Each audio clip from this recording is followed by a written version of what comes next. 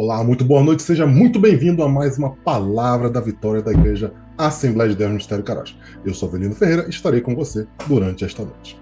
Vamos dar continuidade. Na semana passada nós fizemos uma pergunta: quem é esse? Quem é esse tal de Jesus? Vamos continuar a resposta. Lembre-se, nós estamos falando que o Evangelho de João é construído através, dá um entorno de 7 afirmações de quem Jesus diz que ele é. Nós já vimos 4 delas. Nós já vimos que Jesus é o pão da vida, está lá em João 6,35. Nós já vimos que ele também é a luz do mundo, João 8,12. Que ele é a porta das suas ovelhas e eu e você somos as ovelhas de Cristo, João 10,7. E finalmente nós vimos também que ele é o bom pastor, em João 10,11. Vamos continuar aqui analisando quem é esse, quem é Jesus Cristo. E a gente chega aqui num momento um pouco tenso, um pouco triste. A gente chega naquele momento em que Lázaro, um servo, o irmão das servas, Marta e Maria, um servo amado, um homem íntegro, um homem bom, está morto. Ele não está morto, tipo, acabou de morrer. Ele já está morto há 4 dias. E de repente, naquele contexto todo, chega Jesus. E Jesus fala para Lázaro: Lázaro, vem para fora. E Lázaro ressuscita. Mas antes de fazer a ressurreição, Jesus faz uma pergunta para Marta, que é a mesma pergunta que ele faz para mim e para você hoje. Abra comigo em João, capítulo 11, vamos ler os versículos 25 e 26. Diz assim a palavra de Deus. Disse-lhe Jesus: Eu sou a ressurreição e a vida. Que crê em mim, ainda que morra, viverá. E todo que vive e crê em mim não morrerá eternamente. Crê isto? Pega a sua Bíblia e marca este versículo, João 11, 25 e 26. Talvez seja o versículo mais importante que você tem na sua Bíblia, porque é o versículo em que Jesus diz que ele é a ressurreição. A partir desse momento, eu e você somos imortais. Eu e você não morreremos, nós não morreremos. Quando chegar o último dia de nossas vidas nesta terra, nós vamos piscar os olhos e quando acordarmos, estaremos ressurretos lá ao lado de Cristo Jesus na eternidade, para viver no paraíso com Ele. Jesus faz essa pergunta para Marta e serve para nós também hoje. Você crê nisso, meu irmão? Você crê nisso, minha irmã? A resposta afirmativa para essa pergunta é a condição, é a ação básica para que tenhamos a vida eterna. Nós não vivemos como se nessa terra fôssemos ter uma vida magnífica. Nós vivemos porque nós acreditamos no magnífico Jesus Cristo, que Ele é a ressurreição e através dele garante a nossa vida magnífica, aí sim, ao lado do Pai. Isso é importantíssimo que nós tenhamos a expectativa da ressurreição naquele dia, no dia do Senhor. Quando nós morremos, nós apenas deixamos de existir nesse plano terreno aqui, mas nós passamos a existir a eternidade junto do nosso Deus. Então você já sabe quem é esse. Esse é a ressurreição da vida. E não é só isso também.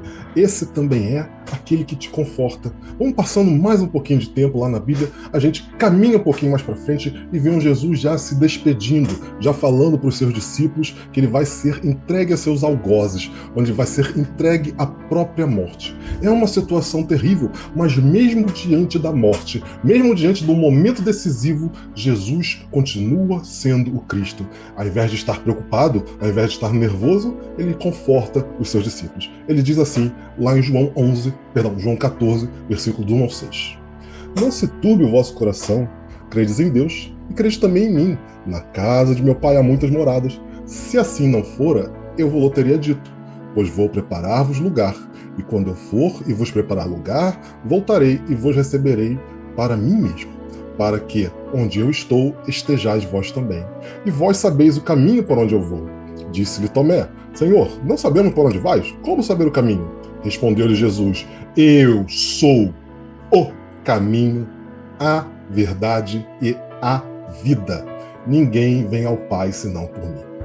Olha que coisa interessante. No momento derradeiro, sabendo que as próximas horas serão horas de morte, serão horas de entrega dele à morte, Jesus está preocupado, ou Jesus está mais apto, mais pronto para tranquilizar os seus amigos. Ele fala, olha, não se turbe o vosso coração. Jesus sabe que eu e você, nós somos fracos. E aquilo que ele falou para os discípulos dele é a mesma coisa que ele continua nos dizendo através dos séculos. E essa coisa que ele disse lá chega até a mim e a você. Credes em Deus e crede também em mim.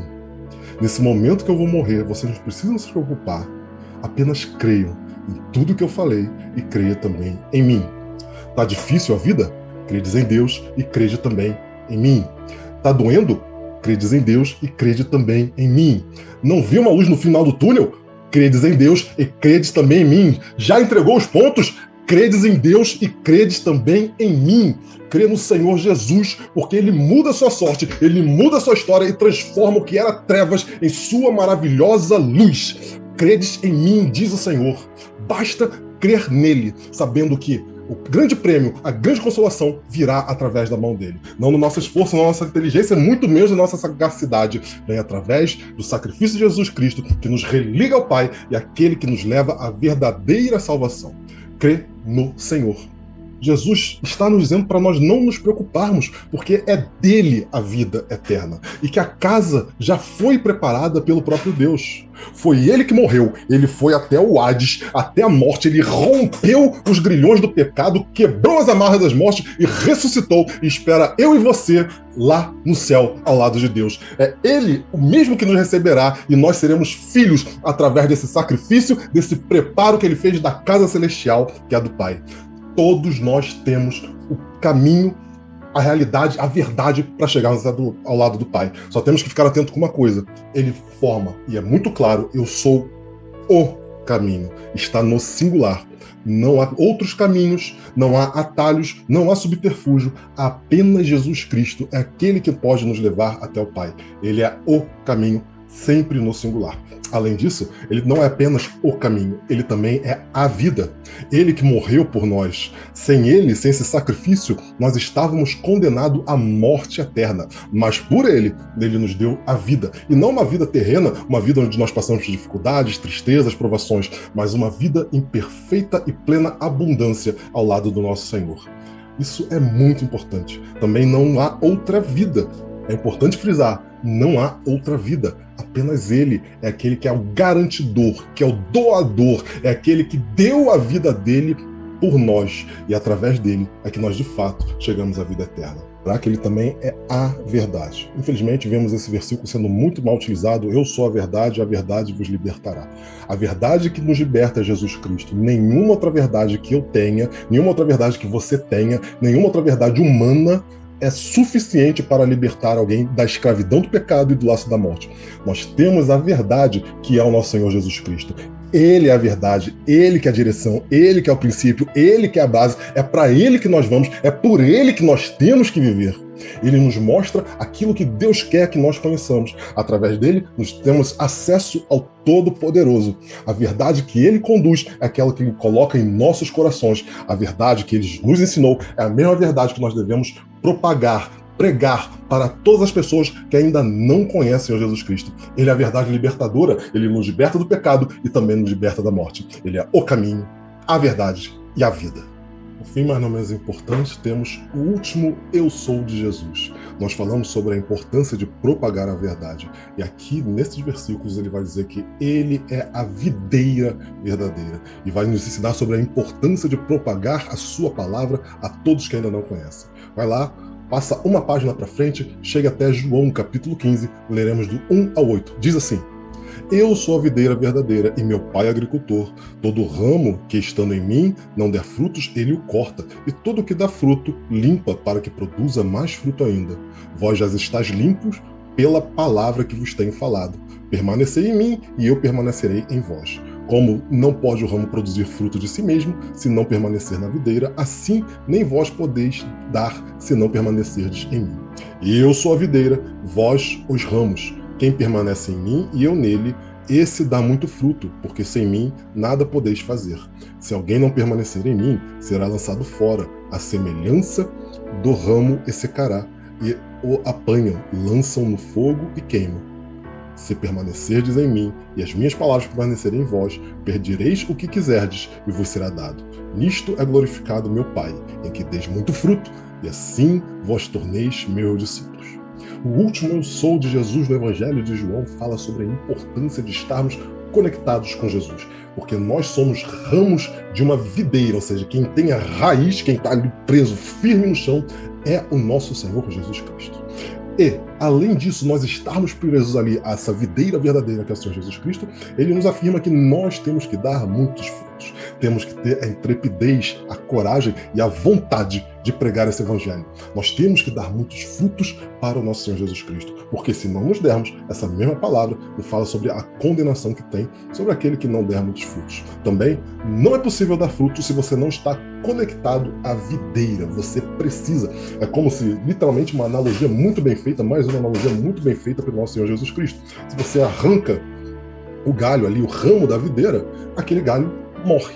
Ele não produz fruto. Você precisa estar conectado a Jesus Cristo. E como você se conecta a Jesus Cristo? A primeira coisa, confessando que Ele é o único e suficiente Salvador para a sua vida. A segunda coisa que você deve fazer, buscá-lo constantemente em oração. Ore ao acordar, ore antes do alimento, ore antes de sair de casa. Ore todo o tempo, ore com a sua família, com a sua esposa, com seus filhos. Ore o tempo todo para você estar grudado, conectado a essa videira. E também, uma das coisas mais importantes, leia a palavra de Deus. Ela é o alimento, é como se ela fosse os nutrientes, a água que vai ali justamente dar força para que o ramo produza o fruto. Nós precisamos estar alicerçados sobre a palavra de Deus para podermos falar sobre a palavra de Deus. E aí sim, produzir muitos frutos, como pede o nosso Senhor Jesus Cristo. Grande é o nosso Senhor. Nós vimos através dessa leitura do Evangelho de João, que de fato Jesus é o pão da vida, ele é a luz do mundo, ele é a porta das ovelhas, ele é o bom pastor, ele é a ressurreição e a vida, ele é o caminho, a verdade e a vida, e ele também é a videira verdadeira. Não poderia deixar aqui de não mencionar um eu sou que não está no Evangelho de João, mas está em outro livro, que é o livro de Apocalipse, onde João escreve que Jesus é o alfa e o ômega. Ele é o princípio e o fim. Ele é tudo o que você precisa na sua vida, e a sua vida só precisa de Jesus Cristo. Ele estava lá antes do mundo começar, ele estará lá depois que o mundo acabar. Se você escolher estar com ele, você estará com quem é eterno, com quem é o Pai da eternidade, aquele que tudo começa e aquele que tudo termina. Faça essa escolha, esteja com seu Senhor Jesus Cristo. É a melhor escolha da tua vida e é tudo que você precisa para viver e ter a vida eterna. Vamos orar? Pai querido, Deus amado, graça te damos, Senhor, por mais um dia de vida, por mais um momento que nós podemos, Senhor, ler sua palavra, interpretar sua palavra, Senhor Deus, e compartilhar um pouco mais sobre o que tu tens a nos dizer. Senhor Deus, continue nos ajudando, nos protegendo, nos guardando, nos livre de todo mal, Pai. Pai, te agradecemos, Senhor, pelo teu sacrifício, te agradecemos, Senhor, pelo Senhor ser a esperança, Senhor, a nossa esperança de ressurreição e de vida eterna. Muito obrigado por tudo, Pai. Pai, nos perdoa nos momentos onde nós nos comportamos, Senhor Deus, como os galhos quebrados, como galhos fracos, Senhor, e não demos os frutos conforme o Senhor pediu.